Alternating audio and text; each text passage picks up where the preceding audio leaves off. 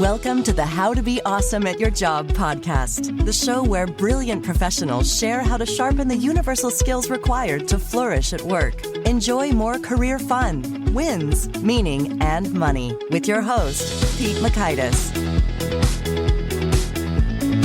Hello, and thanks for joining us here for episode 659 with Fotini Iconomopoulos.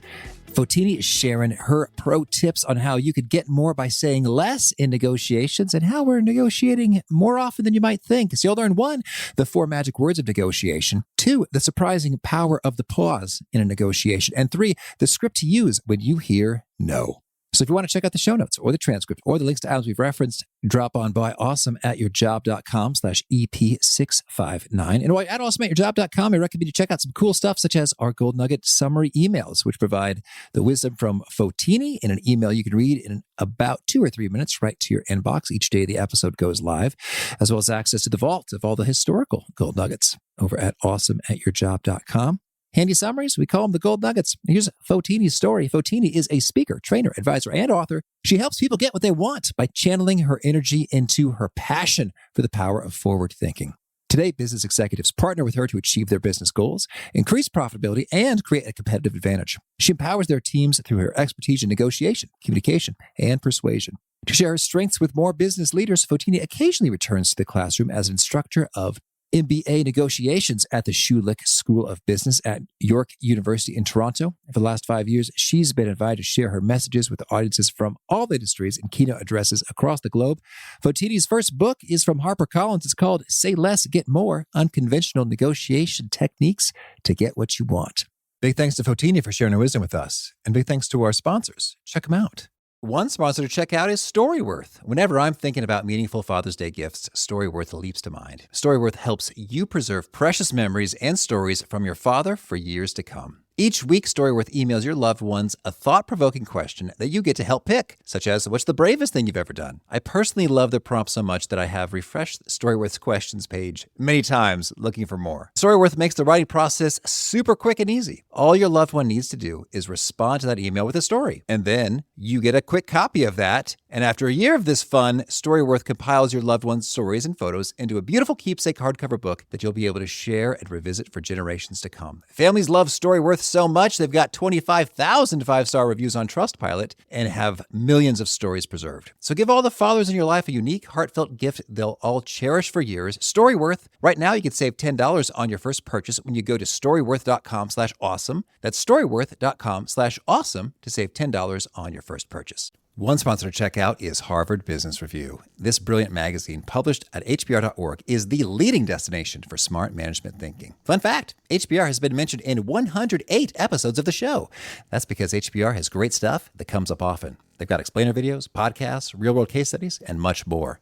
I think of HBR each night that I put on my special orange glasses. Their article, Will Blue Light Glasses Improve Your Sleep?, revealed that those who wore them reported better sleep and a 7% improvement in work performance as compared to those who wore the sham glasses. So I cite HBR anytime anyone tells me that I look silly wearing them. Now, much of HBR's content is available for free when you sign up at their site. Subscriptions that get you unlimited content cost $10 a month. If you visit hbr.org/subscriptions and enter the promo code AWESOME, you can save 10% off of that subscription. Again, to save 10% off of your HBR subscription, go to www.hbr.org/subscriptions and enter the promo code AWESOME. And big thanks to our sponsor, Acorns. Acorns makes it easy to start automatically saving and investing for your future. You don't need a lot of money or expertise to invest with Acorns. In fact, you can get started with just your spare change. Acorns recommends an expert-built portfolio that fits you and your money goals, then automatically invests your money for you. NerdWallet.com, whom I love on these sorts of matters, gives Acorns a whopping 4.7 stars and says, quote, if you want to make the most of your spare change, there's no better place to do that than Acorns. Head to acorns.com/awesome or download the Acorns app to start saving and investing for your future today. And we got a legal disclaimer here. It may not be representative of all clients. Tier 1 compensation provided. Compensation provides an incentive to positively promote Acorns. View important disclosures at acorns.com/awesome. Investing involves risk, including the loss of principal. Please consider your objectives, risk tolerance, and Acorns' fees before investing. Acorns Advisors LLC, Acorns, is an SEC-registered investment advisor. Brokerage services are provided to clients of Acorns by Acorns Securities LLC, member FINRA/SIPC. For more information, visit acorns.com. Now, here is Fotini. Fotini, thanks so much for joining us here on the How to Be Awesome at Your Job podcast. Thank you for having me. I'm excited to have this conversation. Oh, me too. And I'm excited to hear a little bit about your time on Canadian Idol. You had to start there, huh? Oh, sure. That came up because I was dating somebody who had kind of dared me to do it. His family was really big on karaoke at Thanksgiving and stuff like that. And he's like, "Oh, you have to do this." I'm like, "Oh, what for? It's just going to be ridiculous." And I said, if you wake up at 4 a.m. to drive down, because I didn't live in Toronto at the time, to drive down to Toronto, then I will happily go and do it. And I didn't think it would ever happen because he woke up at 2 p.m. usually. So we were students. And when he did it, I was like, damn, I guess I have to follow through with it. So it was a very interesting day. We went from 9,000 people wrapped around what was at the time called the Sky Dome, where the Blue Jays play their home games. And the second day, we were 900 people. And I can tell you that all of those folks who you see on television, you go, no, they don't really think they're good. They're doing this just to get on television. I can assure you they really think they're great. And so there's a lot of people in that 900 who were chosen because they made good television. And there was a lot of really talented people who never made the finals. So ever since then, I just can't watch reality television. Because you just sort of feel the cringe and emotional connection to those who are being embarrassed?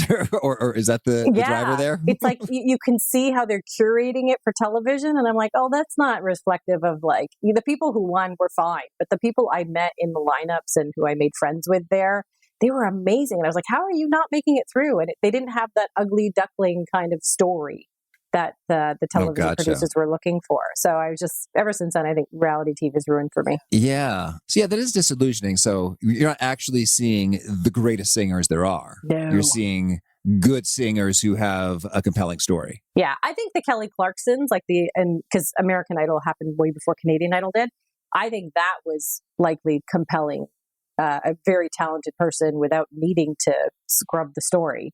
But what we saw in Canada was really reflective of what our talent pool is like. Okay. Well, thank you for peeling back the curtain there. I auditioned for the Real World once, but it was not much of an audition. I just waited in line for a really long time and sat in a room and then introduced myself, and that was it. It didn't come to pass. Probably for the best, I think.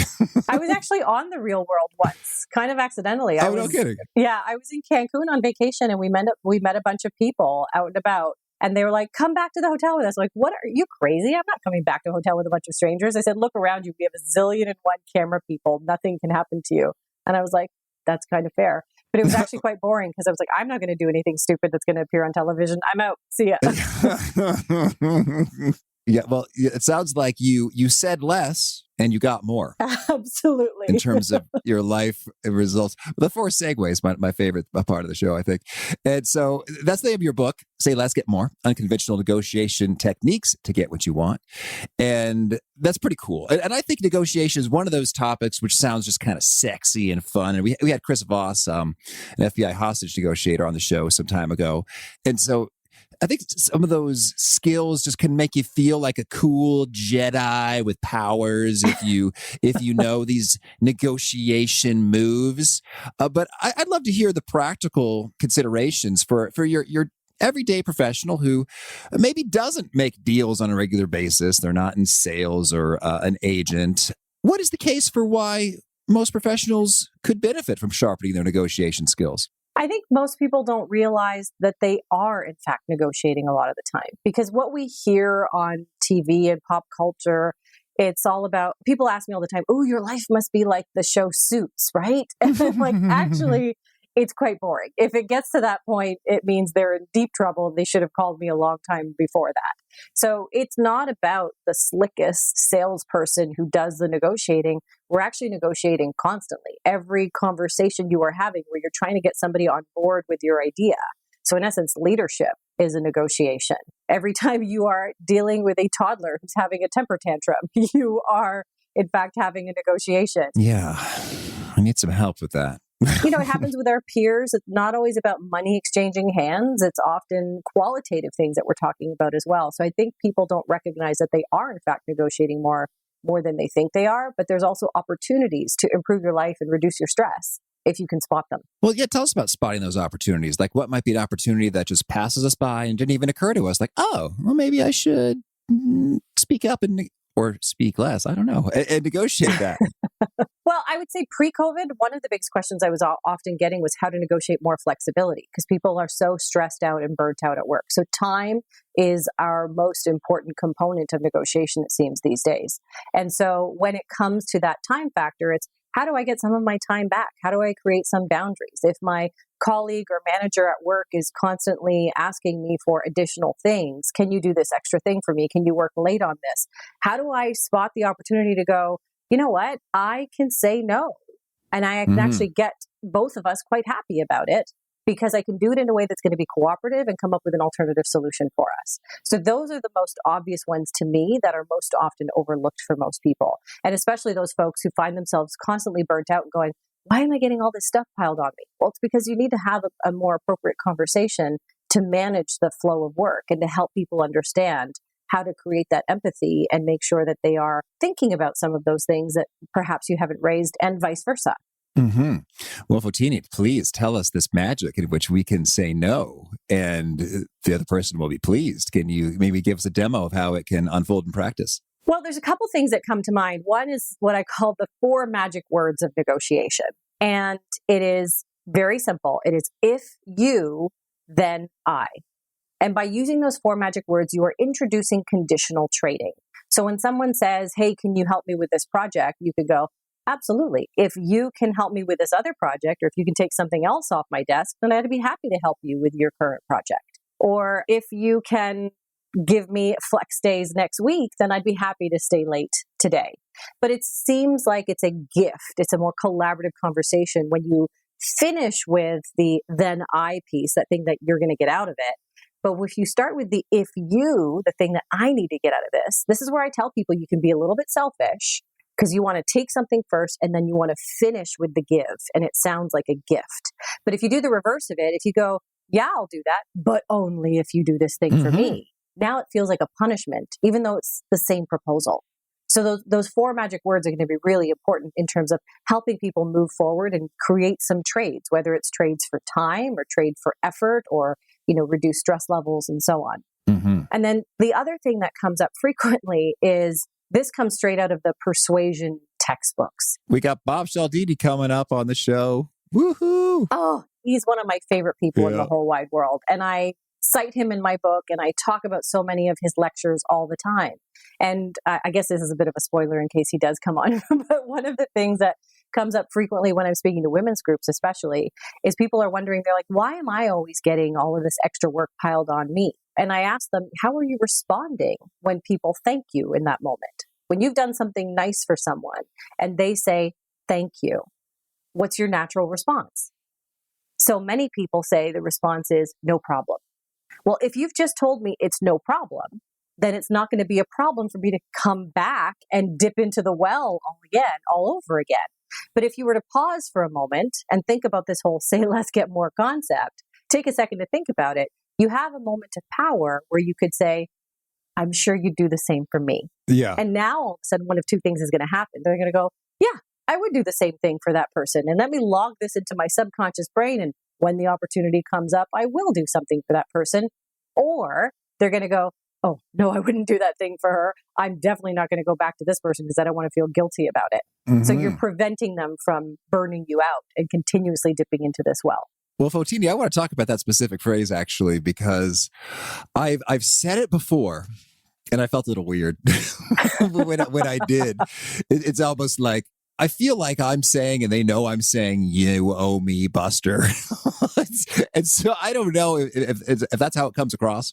And maybe it does, maybe it doesn't. But are there any alternative ways you like to express that? Sometimes I said, hey, of course, we're all on the same team, which is a little bit, it's not as direct in either way in terms of me feeling weird or the reciprocity power I'm trying to, extract from it. But how else could we say that phrase? Yeah, there's definitely other ways to say it. And one of the things that you tapped into is it's got to be authentic, no matter what is coming out of your mouth. If I'm giving you advice, or the FBI guy is giving you advice, or Mr. Cialdini is giving you advice, whomever it's going to be telling you these things, if it doesn't feel authentic, it's not going to work, because you're going to stumble all over your words and it's going to just come out like verbal diarrhea. So it's got to be authentic for you. But the principle is the key. So what you did there is you didn't do the no problem and threw away your power, Right. or gave them power. You neutralized it. And so the issue I have more than anything is the no problem moment.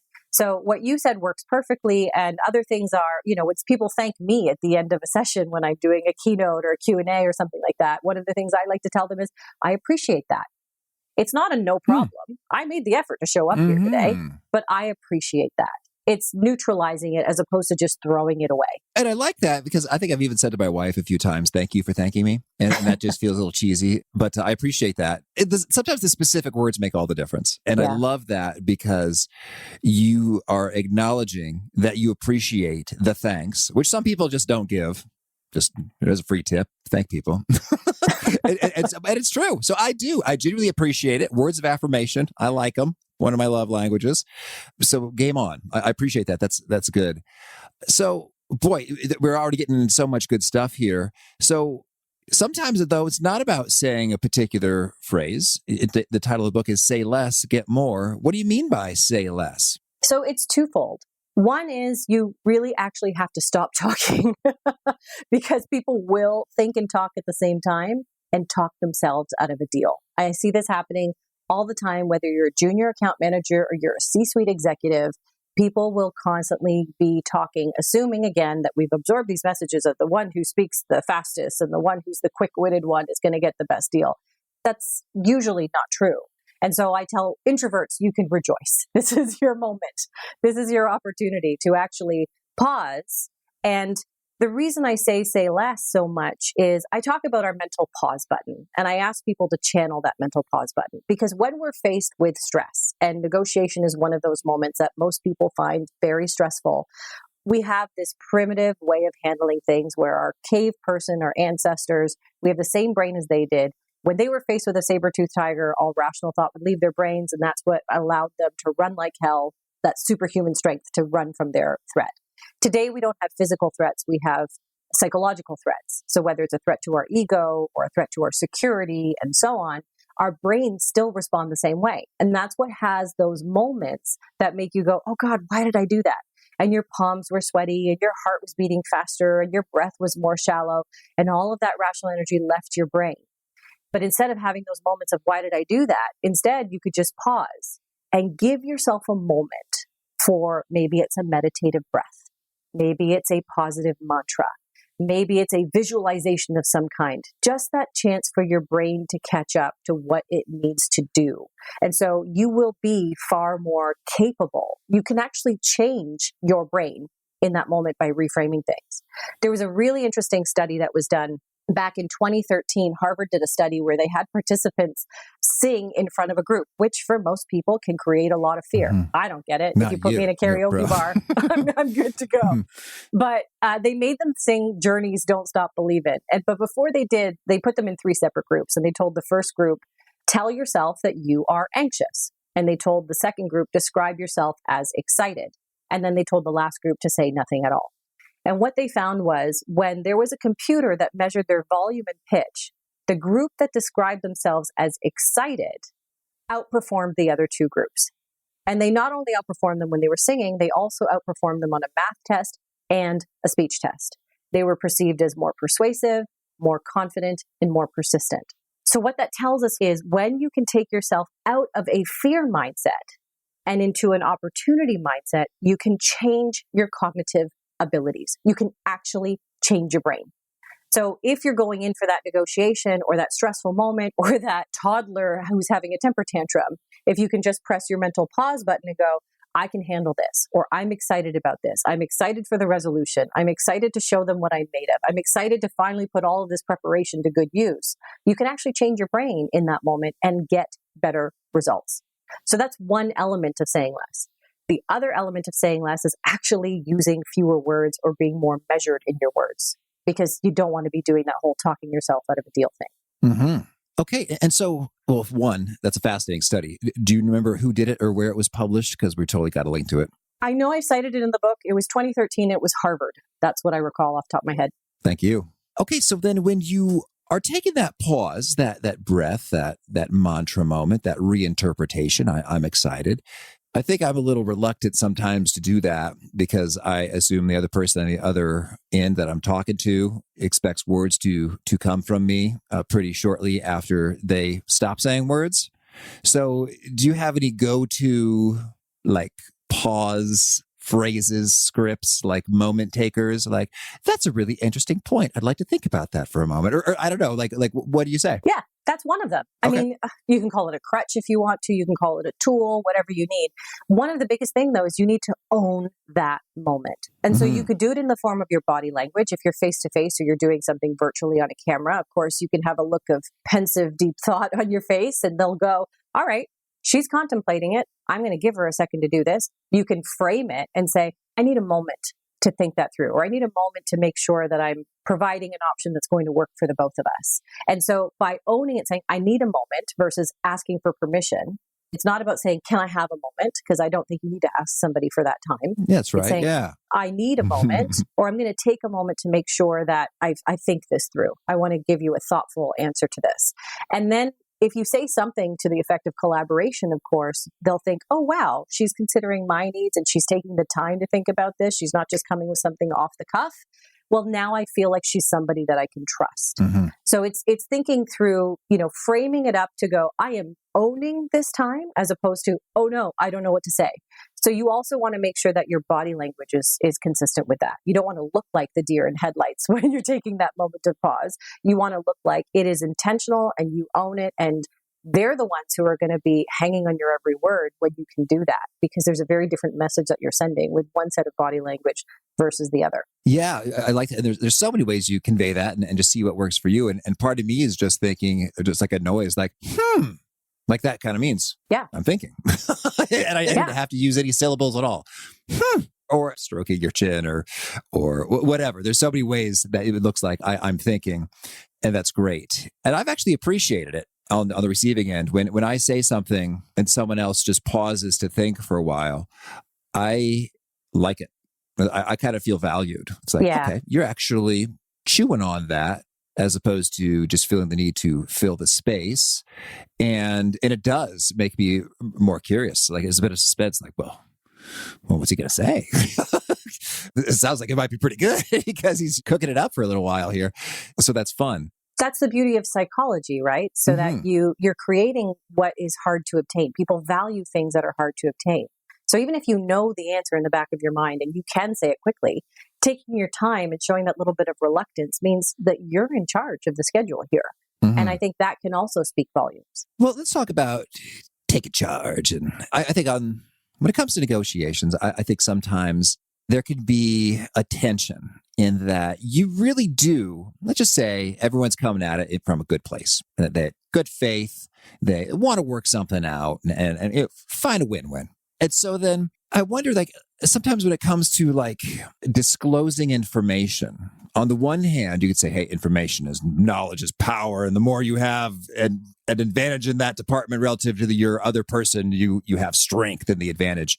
And then the other side of it, though, is like, disclosing is sometimes absolutely just necessary. Like, what are we even talking about here? We got to get on the same page to like move forward. So there's that tension, if this makes any sense, in terms of if you have information and disclosing it would be a helpful collaborative thing that you'd like to do, but it's also something that is in and of itself could shift a bit of the power dynamic.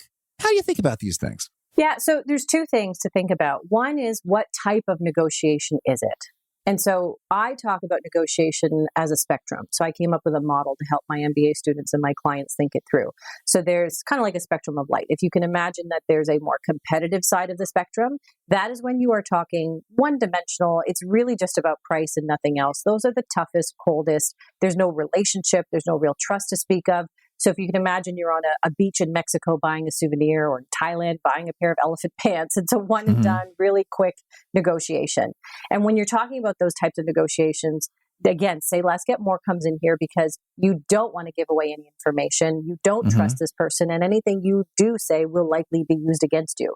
So you're never going to go in there and say, yeah, I'm trying to propose giving you $10 for this item, but really I have $50 in my pocket. Feel free to take advantage of me. That's just not what we do.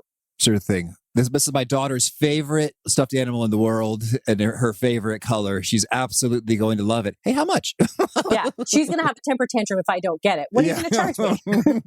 So those are the scenarios where you're not going to share very much information. And as you move along the spectrum, you build more trust. The consequences to the relationship are greater. It is a more complex and creative negotiation. So it's not just about cash. So if you think of in the middle of the spectrum, I would call like a job offer negotiation would fall in there where, yeah, salary is still going to be likely the most important thing, but there's other things in the mix that we're going to throw in there. And maybe it's bonuses and maybe it's a car, maybe it's flexibility and other things that I can't attach a tangible value to. And if you don't share with them what would be important to you, well, then it's going to be very difficult for them to come up with a solution that's going to be tasteful to you. It's like, I don't know what you want. How can I give it to you? Exactly. Yeah. So, and then of course, when you have the closest of collaborative negotiations, those are the ones where there's a merger perhaps happening, or you're talking about the negotiations at home with your spouse or your child or somebody with whom you have the greatest amount of trust. You're going to be a lot more transparent there. So it depends on where you are on the spectrum and the amount that you're going to share with them. But you also still have to pause and say less in those moments to go, what information is going to be helpful to move forward? And what information is going to be harmful that they can use against me? So even in that job offer thing, there's a balance. And so with most of my clients, when I'm working through high stakes negotiations with a lot of these corporate folks who hire me, we actually come up with a list of what information are we going to share now to build a little bit of trust? What information are we going to hold back until later to make sure that, well, I need to know that I can trust them and that they're not going to take advantage of me. And what information is completely off limits altogether, never going to tell them what the secret family recipe is or how or raw material costs and that kind of thing. And we're very clear on those things before we go into any type of negotiation. Yeah, that's good. The raw material cost, well said. Well, so then let's hear, are there any particularly unique, novel, unconventional approaches or recommendations that you put forward that we should know about while we've got you here? I would say one of the easiest ones is that there's too often this assumption that negotiation has to be this tough and nasty, bang my fists on the table kind of conversation. And that is rarely the type of approach that is going to get you the best results. I'd say the one that gets you the most results is going in and asking questions in a curious mindset. If you can go in there and be curious about somebody instead of defensive or instead of tough and arrogant and so on, that is likely going to get you much further. And I would say when you can make them be curious about you, then they're going to want to find a way to deal with you. And I will tell you from personal experience that when I used to work for a consulting firm and I worked for large corporations before that, and when I left and I quit my job and I went into self-employment, it was actually unintentional. I just quit my job because I knew I needed a change of some kind in my life. And when I quit, I had all of these clients who called me up and said, Fotini, when are you going to come back and work with us? And I'd say, I don't work for that company anymore. He said, we didn't hire the company. We hired Fotini. We like dealing with you. We want to deal with you. And the reason they were doing that is not because I was giving them these massive discounts and not because I was puffing out my chest and being demanding, like, you must do things my way. It was because I was taking the time to get to know them a little bit. I was curious about them and I was understanding a lot more and acknowledging some of the challenges that they were facing. They were learning a little something about me as well, and they got to know the person behind the negotiation title, if you will. And that made them want to deal with me. So my entire business exists today because I thought of the person and not the Excel spreadsheet. We don't conduct negotiations on spreadsheets. We are dealing with humans, and humans are crazy and psycho at many times. So we need to think of the psychology more than anything. Humans are crazy and psycho. That might be our pulled quote for the interview. I've been known to say people are psycho in my MBA classes, and my students love that one. I don't live that down. Well, could you bring this to life for us with a story in terms of, okay, we're putting into play some of these principles and we saw a cool outcome. Like, oh, it was more than about just price. There was some emotional elements. Saying less was helpful. Can you tie it together with a bit of a finale story? No pressure, Fotini.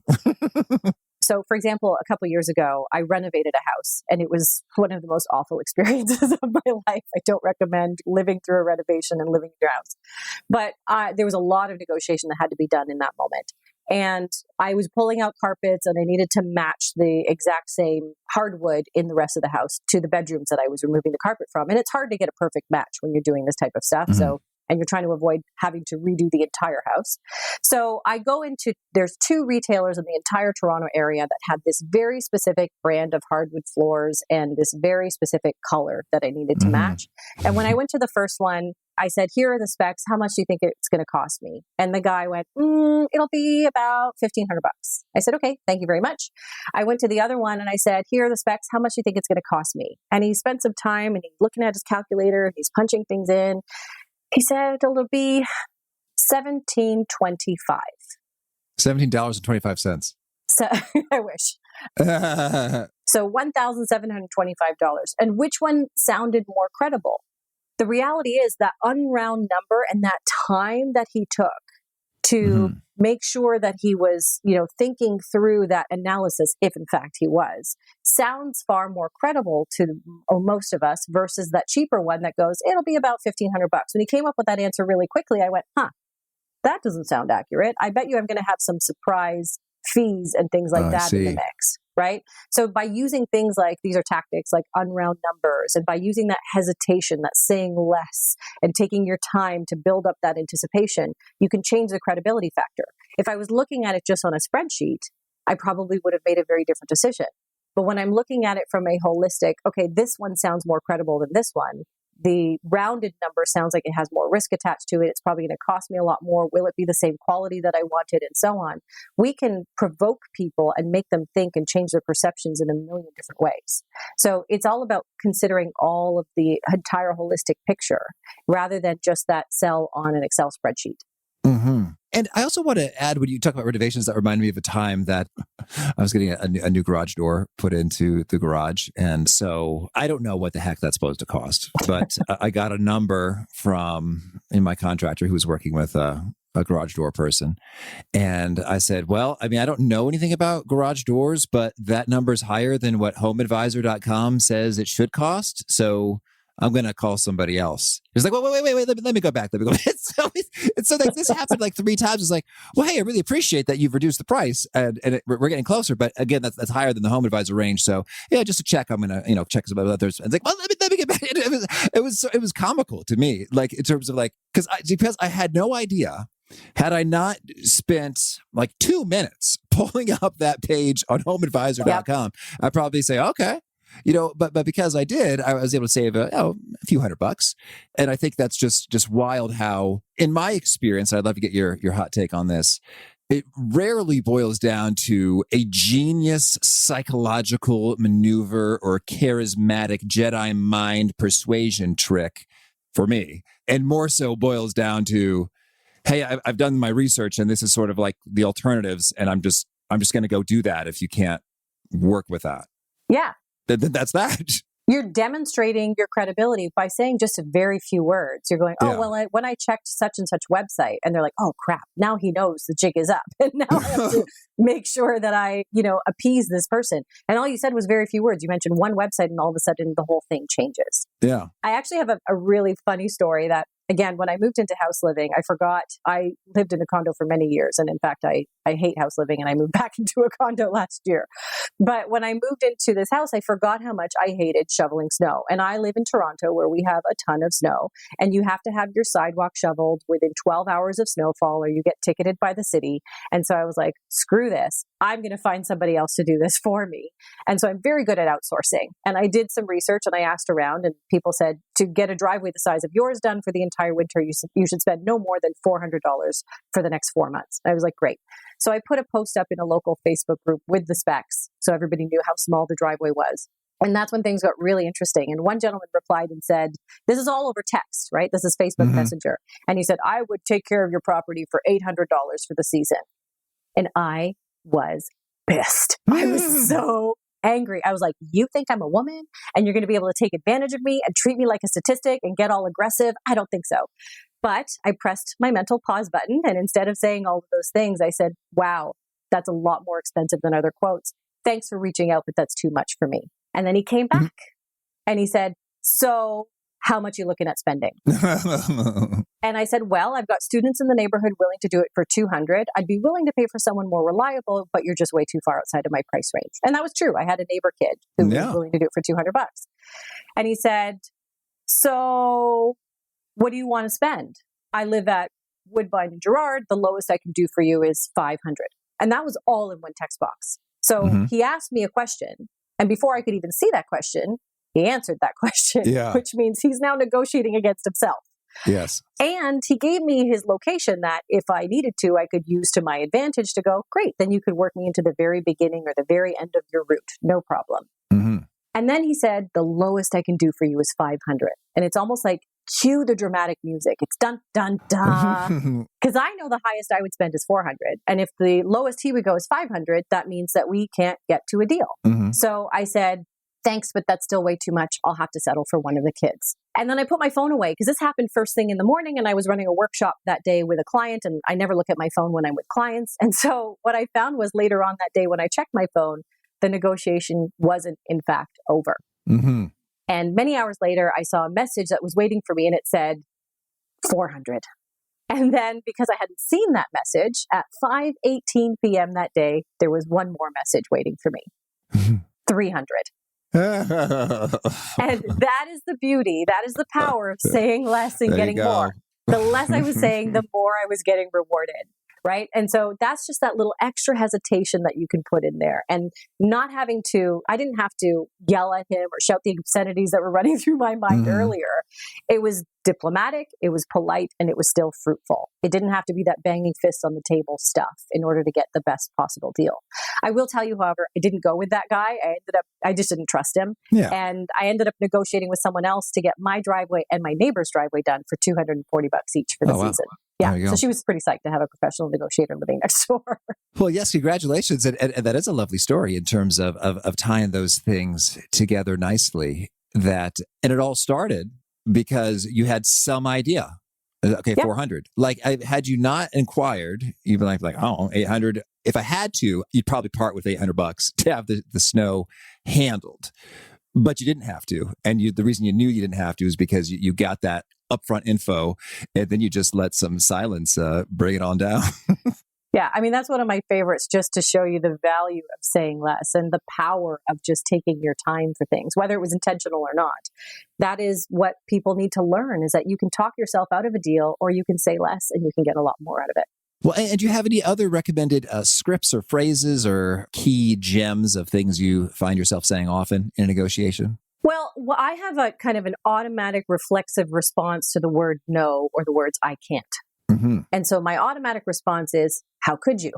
Under what circumstances? If I could wave a magic wand and make everything happen, what would it take in order to make that happen for you? So for me, no is not the end of the negotiation. It truly is the start of the negotiation. And I think that's something that I learned when I was negotiating with my dad as a kid, because quite frankly, I grew up with the strictest of Greek dads. And that was just the only way to get out of the house. Well, what would it take? Does it mean my sister has to come? Does it mean so-and-so has to be there? Does it mean my big cousin is going to pick me up? Any of those things, what other scenarios can we come up with? But by asking really great questions like that and having them in the back of your mind, kind of like as my mental Rolodex of what could we do to make that happen? How close can you get to my proposal? Those are all some of the things that are my response to a no or I can't. All right, thank you. Well, now could you share with us a favorite quote, something you find inspiring? I think the one that sticks out to me most when it comes to negotiations specifically is the kind of infamous JFK one.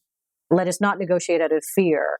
It's about not negotiating out of fear, but let us not fear to negotiate. Right? Because if you negotiate out of fear, it's a Harvard study they mentioned to you earlier. You're not going to get great results. And if you avoid negotiating altogether, you're going to get even less results. So what can we do to psych ourselves up instead of psyching ourselves out? All right. And a favorite study or experiment, a bit of research? One of my favorites is probably a lot of the stuff that Cialdini talks about. He is definitely one of my favorites. He talks about a study on MBA students and likability and negotiation, where they put them into two separate groups, and they told one of the groups, start negotiating right away. And they told the other group to spend a few minutes getting to know each other. And the group that started negotiating right away, 55% of them managed to close a deal. And that's not too shabby. But the group who started negotiating after they got to know each other for a few minutes, 90% of them managed to close deals. Mm-hmm. And I know most people are go, oh, sure, you get to know each other, you like each other, you give them a better deal, and that's how you close it. But that's not true. What ended up happening is not only did 90% of them close deals, they also closed better deals. They closed deals that were 12% greater in value, which is pretty remarkable when you think about just spending a few minutes before the negotiation even starts, getting to know the other person, being curious about them, sharing something in common with them. Those are the things that are going to help you move further ahead versus that being very aggressive and trying to be super demanding. It's likability before the negotiation starts that's going to get you much further ahead than getting straight down to business right away. And in our temptation to do things over email and try to be efficient, we kind of skip over that stuff in the virtual world now. And so we have an opportunity to use that study to our advantage and go, what can I do to just warm things up a little bit at the beginning of the email or the beginning of our conversation and so on, just to get to know this person a little bit more? That for me is the sweet spot of being able to maximize negotiations. And so Cialdini is one of my favorites to lean on over and over again. All right. And how about a favorite book? Surprisingly, right now, I'm reading one called Green Lights by Matthew McConaughey, and I never expected to enjoy it as much as I did. So that's been my most surprising book this year. One of my favorites, though, that I feel like I recommend a lot to my audiences is Presence by Dr. Amy Cuddy, which I think is a phenomenal one and full of loads of great tips to build your confidence and show up and be really credible. And a favorite tool, something you use to be awesome at your job? I use my mental pause button. Really, that's it. It's taking my time to take that meditative breath and think through what I need to say next. And favorite habit? My favorite habit is reading. All right. Absolutely 100% it is reading. I read audiobooks now to get even more books in when I'm going out for a walk, for sure. And is there a particular nugget you share that seems to connect and resonate with folks? They quote it back to you a lot. It really is the pause button that people seem to resonate with most. And that's where the whole say less, get more mantra came from. So when I talk to my MBA students or my audiences and keynotes or my even my corporate folks, when I'm seeing people live, I actually give them a little card that has a pause button on it.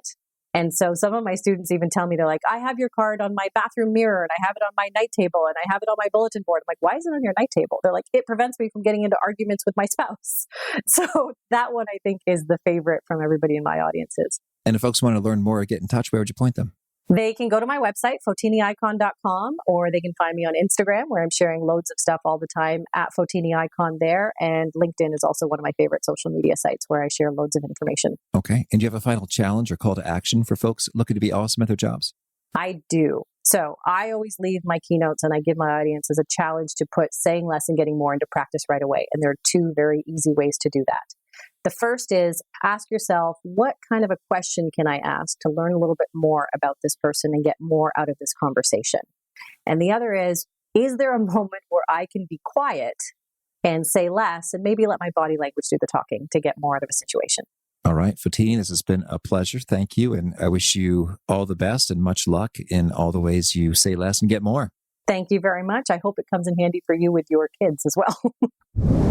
I really like the way Fotini positioned it in terms of, if you do this, then I do that. And it's so simple, as opposed to just saying, oh, I've got to do this. And I'm just going to roll over and provide it. I don't want to say no. I don't want to be difficult. It's like, oh, okay, we can make it seem pretty clear in terms of what each of us are bringing to the table without being too aggressive about it. And I thought that was pretty quick and simple and fun. So big thanks to Fotini. If you want to check out the show notes or the transcript or the links to items we've referenced, it's at awesomeatyourjob.com/EP659. Hope to catch you next time. In peace. Thanks for listening. To get the most out of the show, we recommend two key things. First, check out the extra resources at awesomeatyourjob.com. You can find this episode's transcript and links, as well as the perfect episode for your situation. You can search the full text transcripts of hundreds of episodes or explore episodes tagged by topic and competency covered. Second, subscribe to the podcast and get future episodes automatically. You can subscribe by telling Siri and several other smartphones and speakers, subscribe to the How to Be Awesome at Your Job podcast, or by tapping subscribe in your podcast player of choice. If you'd like some extra help figuring out podcasts and how subscriptions work, visit awesomeatyourjob.com/subscribe for guidance. Hope to catch you on the next episode of How to Be Awesome at Your Job.